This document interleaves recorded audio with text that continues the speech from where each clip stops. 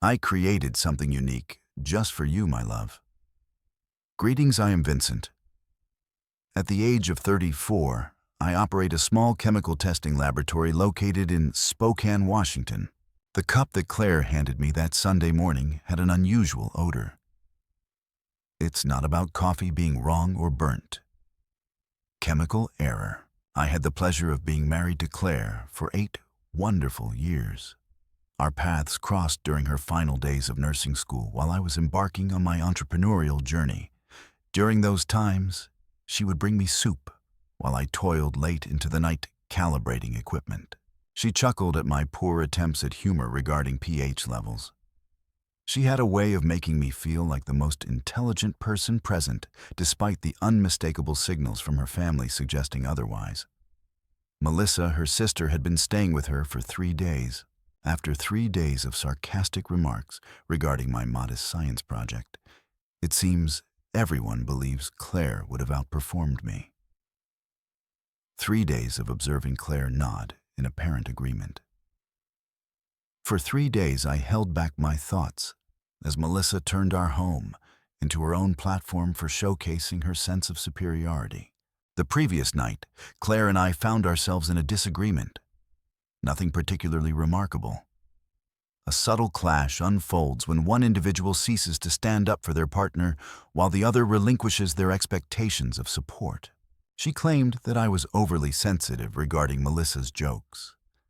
I expressed to her my exhaustion from being the source of jokes within my own home.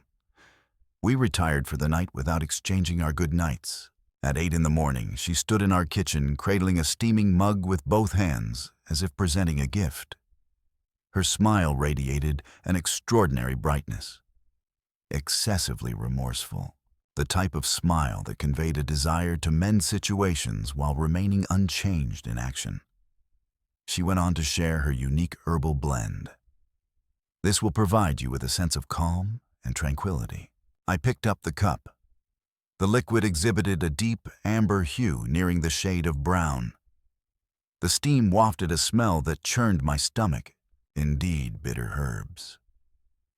Yet beneath the surface there lies something healing. This evokes memories of the industrial solvents I once employed to clean laboratory equipment. Claire observed my expression intently, with excessive caution. It has a powerful aroma, I remarked. She responded with confidence. From the living room, I could hear Melissa conversing with someone, likely our mother-in-law, possibly expressing her grievances about the guest room towels, the water pressure, or the way I loaded the dishwasher. Her voice held that distinct quality she reserved for moments when she wanted everyone to be aware of her struggle with my shortcomings. I lifted the cup to my lips and paused. A subtle shift appeared in Claire's expression, perhaps a sense of expectation or a desire to discover what unfolds next. I expressed my admiration, saying she was wonderful, and gently kissed her cheek. However, I chose not to drink the tea. I created my laboratory from the ground up. 5 years of studying chemistry at a community college while balancing a job in construction. In 3 more years, I will be diligently saving every dollar to secure a lease for a modest building in the industrial area of town. Equipment acquired gradually through bankruptcy auctions. Spending late nights immersed in the intricacies of mass spectrometers and gas chromatographs, guided by YouTube tutorials and borrowed textbooks. The venture began by providing soil testing services for nearby contractors. Effortless task, assessing for potential contamination prior to the initiation of construction projects. However, news began to circulate. Before long, I found myself engaged in the analysis of water samples for the city, evaluating products for smaller-scale producers, additionally assisting law enforcement with the analysis of evidence. Nothing particularly remarkable. It was simply a matter of diligent effort that demanded both accuracy and perseverance. Claire often spoke highly of my work. She would share with her nursing colleagues the story of how I detected a bacterial contamination that ultimately protected a daycare center from facing a lawsuit. or how I assisted a farmer in demonstrating that his well water was contaminated by a factory located upstream. With genuine pride, she referred to me as her scientist husband. The sense of pride had been diminishing over the past 2 years. Since Melissa returned to Washington following her divorce, she has been a constant presence at our home, joining us for every holiday birthday, and even the occasional weekend. Melissa was engaged in the field of pharmaceutical sales. She navigated the streets in a leased BMW donned designer attire and engaged in discussions about groundbreaking scientific advancements taking place at leading corporations. She transformed my modest laboratory into something that felt more like a pastime. Initially, Claire stood up for me. She would remind Melissa that I had created something entirely from the ground up. It was gratifying to know that my clients had confidence in my work. The significance of that independence was profound. However, with each visit, those defenses became increasingly fragile. Then they transformed into laughter. Then they fell into silence. 3 months ago, Claire proposed that I explore a shift in my career path. Consider pursuing a position at one of the prominent laboratories in Seattle. Enhanced advantages, increased stability, increased regard from her family. I mentioned to her that I would take some time to consider it. I've given it considerable thought. I reflected on my grandfather's life, having dedicated 40 years to working in another person's factory, only to pass away just 6 months after he finally retired. I reflected on the farmers, contractors, and city officials who reached out to me personally, demonstrating their trust in my impartiality. I reflected on the fulfillment that comes from tackling challenges using my own skills and intellect. I found myself reflecting on the way Claire gazed at me in the presence of Melissa. It seemed as though she was feeling a sense of embarrassment. It felt as though she longed for a different version of me. Yesterday morning, prior to our disagreement, I happened to overhear Claire speaking on the phone with Melissa. They were engaging in a conversation about my persistence regarding the lab. Claire suggested that perhaps I required something to enhance my clarity of vision. Melissa chuckled and remarked that she fully understood what Claire was conveying. Initially, I believed they were discussing couples therapy. As I held this peculiar tea with its unusual aroma, I couldn't help but ponder whether their conversation had been about something completely different. Melissa entered the kitchen, her phone in hand, wearing an expression of well-rehearsed irritation. She expressed her dissatisfaction to someone regarding the coffee maker, which seemingly failed to froth milk according to her standards. She placed her phone on the counter and extended her hand towards the cup that was beside mine. At last, she remarked, "There's something that actually has a pleasant aroma in this house." I observed the color drain from Claire's face. Melissa, hold on a moment. Claire began her journey. However, Melissa had already enjoyed a lengthy sip. She hesitated for a moment, contorted her expression, then shrugged and took another sip. Unusual aftertaste, but that's fine. I find myself in need of some caffeine. Claire cast her gaze in my direction. I reflected on the past. Neither of us intervened as Melissa completed half the cup. Claire spoke with caution. "Vincent, it is advisable to enjoy your drink while it retains its warmth." I lifted my cup, the one that remained untouched by Melissa, the one that had the familiar aroma of chamomile tea infused with honey. Is this the one? No, Claire paused for a moment. It became clear to me at that moment. 2 cups. 2 distinct pieces of content, one created for my use, and another that was intended for me, but is no longer in my possession. "I believe I will hold off," I remarked. "Allow it to cool for a moment." Melissa concluded her tea and returned to her phone conversation. Claire occupied her time by meticulously tending to dishes that were in fact already spotless.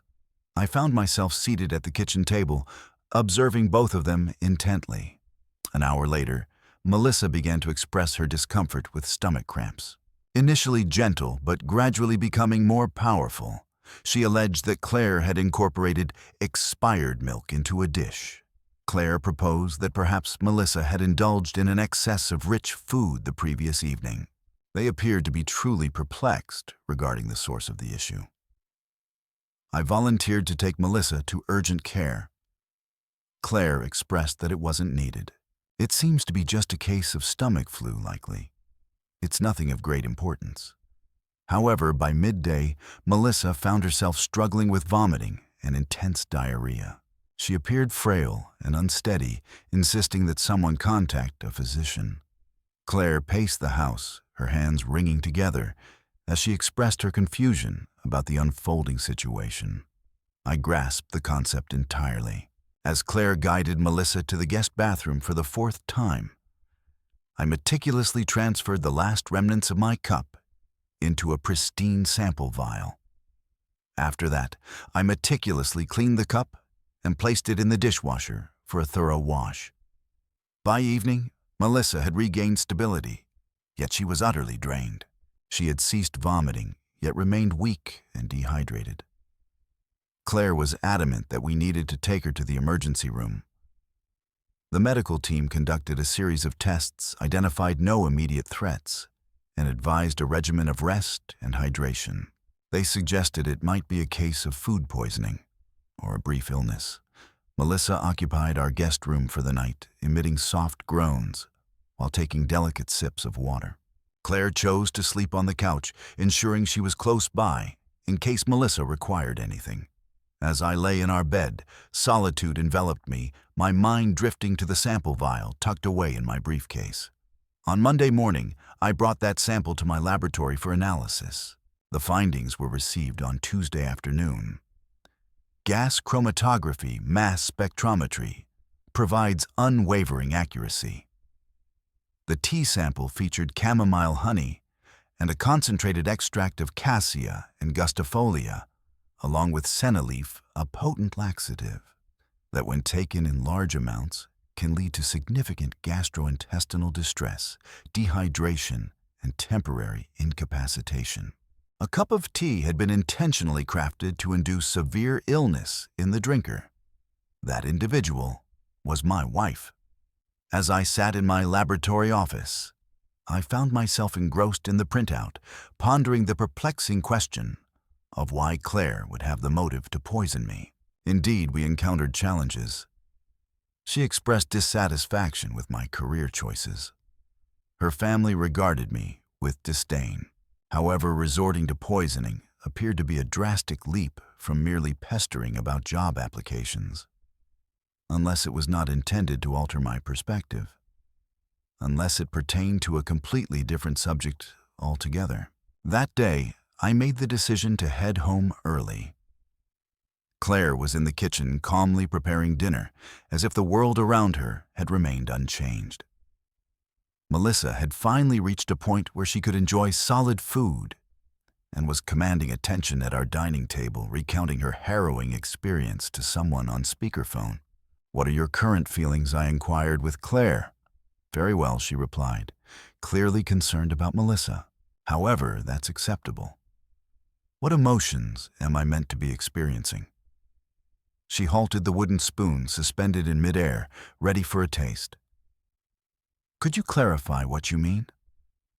"I'm curious, if I had consumed that tea instead of Melissa, what would my current feelings be?" The spoon made a sharp sound as it struck the pot. Claire turned to face me, and I noticed a depth in her eyes that was entirely new to me. There is no sense of guilt. Embrace courage. Analysis. "I'm not sure I understand what you're referring to." She replied. "Senna leaf," I murmured softly. "Highly concentrated extract. Sufficient to induce significant symptoms lasting for 6 to 8 hours. Sufficient to necessitate medical care." Her expression turned utterly vacant. "I'm completely in the dark about that. It was the contents of my tea, the tea you thoughtfully prepared just for me. the tea that Melissa inadvertently consumed. Your concerns seem to be a bit excessive. I am approaching this with a scientific perspective. I conducted an examination of the sample. The results are in. Claire folded her arms thoughtfully. Which sample did you test the tea that remained untouched? The tea that you observed me leave untouched. The tea you anticipated I would complete. In that brief silence, words eluded us both. From the dining room, Melissa's voice resonated with frustration as she discussed hospital bills and the shortcomings of emergency room doctors. Even if that were the case, Claire remarked at last, which it certainly is not. What makes you believe I would act in that manner? It seems you desired my incapacitation.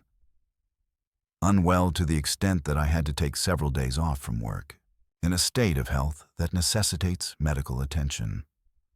Unwell to the point of relying on you for assistance. That is truly remarkable. Could it be? While I was meant to be in a state of distress and vulnerability. What was your intention?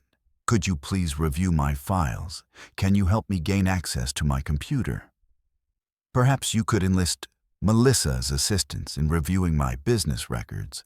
Claire's expression changed, still refusing, but in a different way now. It resembled a person ensnared in a minor deception, desperately attempting to sidestep the acknowledgement of a more significant untruth. I would never cause you any harm, she stated. However, you would administer medication to me. I did not administer any drugs to anyone. Could you please provide an explanation of the Centeleaf? It is impossible for me to clarify an event that never took place.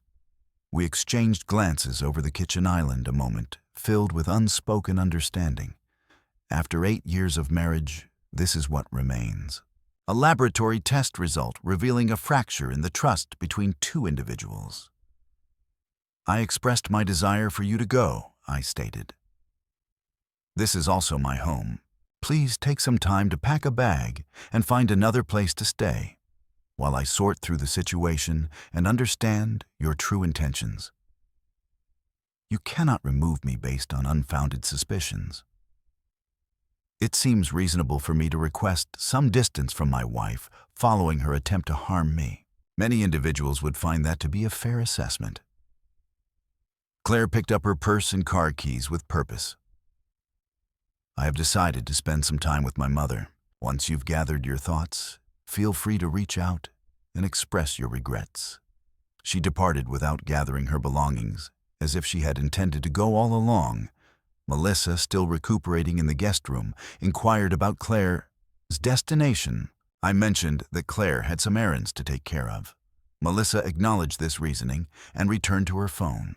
I spent the evening in solitude, contemplating the unexpected delights my wife might have been orchestrating. On Wednesday morning, I embarked on an experience that was entirely new to me. I meticulously examined Claire's personal items, delving into her dresser drawers, exploring her closet, and scrutinizing her desk in our home office. I found myself grappling with a sense of guilt, yet I was compelled to uncover the truths unfolding within my own home. Deep within the bottom drawer of her desk, tucked away beneath a pile of old tax forms and expired warranties, I stumbled upon a folder marked Martin Lab Information. Contained within were duplicates of my business license, my insurance policies, my client contracts, and my financial statements. Documents I had never provided her with copies of. She would have needed to retrieve documents from my locked filing cabinet in the laboratory. Additionally, there were printed emails and discussions between Claire and an individual named Trevor Morrison from a company known as Trelvix Analytics. The subject lines included different takes on acquisition opportunity and small lab consolidation. I carefully review each email on 2 separate occasions. Trevor Morrison was engaged in the field of business development. His company focused on acquiring small, independent laboratories and integrating them into broader networks. They provided attractive packages for lab owners seeking to escape the pressures of running their operations independently. Claire had been sharing comprehensive insights regarding my business. Information on client lists, revenue figures, equipment inventories, and location details. She had thoughtfully included photographs of my laboratory interior, along with copies of my latest profit and loss statements. In exchange, Trevor had been guiding her on ways to motivate me to think about selling. He proposed the idea of generating situational pressure that would render independence less appealing. He suggested that family members share their worries regarding my financial stability. He also shared valuable points regarding the advantages of being employed by a larger organization. The latest email was sent last Friday, just 3 days prior to Claire preparing the tea for me. James, should he continue to resist logical arguments, it might be necessary to devise a scenario that makes him feel vulnerable or reliant. Clearly not detrimental yet, it illustrates the challenges of handling everything independently.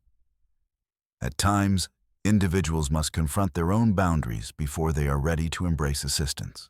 Claire, I see your perspective. I believe I have a grasp on how to approach this, James. Keep in mind that our objective is to encourage him to reach out to us on his own accord. When he perceives the sale as his own initiative, it creates a win-win situation for all involved. The compensation for your services will amount to $25,000 upon the successful completion of the transaction. $25,000. My wife was compensated to undermine my business and influence me into making a sale. I captured each document using my phone's camera. I promptly reached out to my attorney Helen Young and arranged for an urgent meeting later that day. Helen perused the emails, her head shaking in disbelief. This situation exemplifies corporate espionage. There may be indications of fraudulent activity. That certainly provides a strong basis for considering divorce if you choose to pursue that option. What are the details regarding the poisoning? Proving intent in that case is more challenging. She might assert that the senna leaf was merely a coincidence. However, when considered alongside these emails, it reveals a consistent pattern of intentional damage. What steps should I take? Record every detail meticulously. It is essential to update all your passwords and access codes. Relocate your essential business documents to a safe and secure environment. It's important to ensure that we address the legal implications before allowing her back into the house. On Wednesday evening, I dedicated my time to updating locks and passwords. I reached out to my 3 biggest clients to inform them that they might receive communications from someone falsely claiming to represent my business. I refrained from naming Claire, yet I emphasized that all acquisition discussions must be directed to me personally. On Thursday morning, Melissa finally felt ready to step outside. She embraced me as we parted ways, expressing her gratitude for the attentive care I provided during her bout with food poisoning. She expressed her hope that Claire and I would be able to resolve our communication challenges. I smiled and assured her that I was certain everything would be sorted out shortly. Once Melissa departed, I found myself in my vacant home contemplating my next steps. On Friday morning, I reached out to Trevor Morrison at Trelvix Analytics. Greetings, Mr. Morrison. This is Martin Hayes speaking. I see that you have shown interest in my laboratory. A moment of silence ensued. Mr. Hayes, indeed. I have been looking forward to our conversation. Your spouse indicated that you may be interested in exploring a possible collaboration. Did she really mention that? She suggested that you were exploring various possibilities, seeking methods to alleviate the pressures of operating independently. Indeed, her observations regarding the stress were accurate. Managing a small business can feel daunting, particularly when trust is lacking among those you rely on the most. Yet another moment of stillness. It's unfortunate to hear that. Navigating business relationships can present various challenges. While personal relationships are important, I believe it's essential for us to have a straightforward discussion regarding your interest in my company. Outstanding. I would be pleased to organize a meeting. Will you be free at the beginning of next week? I was considering the possibility of us meeting today, preferably this afternoon. I am enthusiastic about making swift progress. That appears to be quite abrupt. My wife emphasized that time plays a crucial role, highlighting how it reveals my limitations and generates situational pressure. You're familiar with the way these matters operate. Silence enveloped the line. Mr. Morrison, are you present indeed? I am present. It seems there might be a misunderstanding regarding my discussions with your wife. Absolutely clear. I carefully reviewed all the emails, paying attention to every detail, including the sections regarding my finder's fee and the insights into my vulnerabilities. Mr. Hayes, it seems there may have been a misunderstanding on your part. I grasped the concept completely.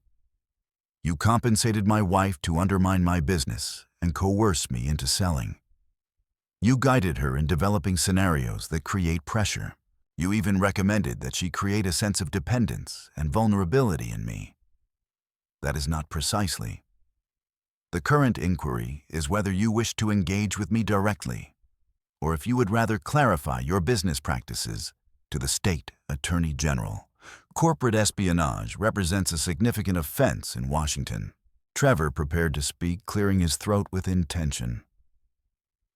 It might be beneficial for us to have this conversation face to face. I believe that would be a prudent decision. We scheduled a meeting for 2 o'clock at a coffee shop in the heart of downtown. This morning was dedicated to preparation. I made printed copies of all the emails and the records related to the theft of Claire's business documents. I have also composed a detailed written statement outlining the poisoning incident and its relation to the acquisition scheme. Precisely at 2 o'clock, Trevor Morrison entered the coffee shop. He appeared to be younger than I anticipated, perhaps around 30, dressed in a tailored suit and holding a sleek leather briefcase. He appeared anxious. Mr. Hayes Vincent, kindly take a seat. He positioned himself across from me and promptly began to speak. I would like to emphasize that Trellvix Analytics functions entirely within the framework of the law. We engage in authentic negotiations to acquire businesses. We refrain from participating in espionage or promoting unlawful actions. Fascinating, as I possess documentation that indicates a different perspective. I gently pushed a folder across the table. As Trevor delved into the pages, he found himself increasingly absorbed, his complexion gradually losing its color with every line he read. He concluded by stating that these emails were taken out of context. In what circumstances can corporate espionage be considered lawful? We did not direct your wife to violate any laws. You directed her to take my business records and coerce me into a position of weakness. In many legal systems, this would be classified as both fraud and conspiracy. Trevor gently shut the folder, a thoughtful expression crossing his face. What is it that you seek? I would appreciate it if you could refrain from involving yourself in my affairs. Please discontinue all communication with my wife. I want to make it clear that if I learn of Trellvix targeting any other small lab owners in this area, I will ensure that the relevant authorities are informed about your practices. What do we gain in exchange? As a result, I will not be pursuing criminal charges at this time. Trevor rose to his feet. This dialogue did not take place. Conversely, this discussion is precisely the reason why no further progress will be made. He departed without a word of farewell. On a Monday morning, Claire returned home. She entered our kitchen as if she had always belonged there, poured herself a cup of coffee, and took a seat at the table, where just 8 days prior, she had attempted to poison me. I believe it's time for a conversation, she remarked. I believe we've covered quite a bit already. I set the folder of emails down on the table that lay between us. Claire observed it closely, but refrained from making contact. She stated that those are confidential discussions between you and Trevor Morrison regarding the sale of my business for $25,000. She carefully opened the folder and thoughtfully flipped through the pages. Her expression revealed no surprise, no shame, only a cold, calculated demeanor. You have rummaged through my personal belongings. You reviewed my business files. You captured images of my laboratory. You have replicated my client contracts. You took 8 years of my efforts and attempted to profit from them by selling to others. My intention was to offer assistance. Through the act of poisoning me, I have never harmed anyone in that way. A leaf extract was sent potent enough to induce significant gastrointestinal distress intended to render me ill-dependent and vulnerable, just as Trevor recommended. Claire gently shut the folder, a moment of contemplation lingering in the air. Proving intent is not possible. I possess compelling evidence of conspiracy, corporate espionage, theft, of business documents, and an attempt to use a dangerous substance for assault. It's unlikely that any prosecutor would pursue that case. It's possible that this may not be the case, yet the state licensing board would certainly find it intriguing. Indeed, that would be the case with my insurance provider as well. Trevor Morrison's corporate compliance department would certainly agree. She rose to her feet. What is it that you desire? Vincent, please sign the divorce papers. I request that you forfeit any rights to my business or its assets. I would like you to consider making a permanent move away. What if I choose not to comply? Subsequently, I pursue criminal charges and civil lawsuits, ensuring that everyone within this industry is aware of the actions taken by Trellvix Analytics against small business owners. Claire approached the window and gazed thoughtfully at our backyard. After 8 years of marriage, 2 years of meticulously orchestrating my downfall, 10 minutes of repercussions, I require some time to secure a residence. The deadline is set for Friday. That simply isn't sufficient time. You had ample opportunity to orchestrate the unraveling of my existence. This should provide ample opportunity to strategize the reconstruction of your own.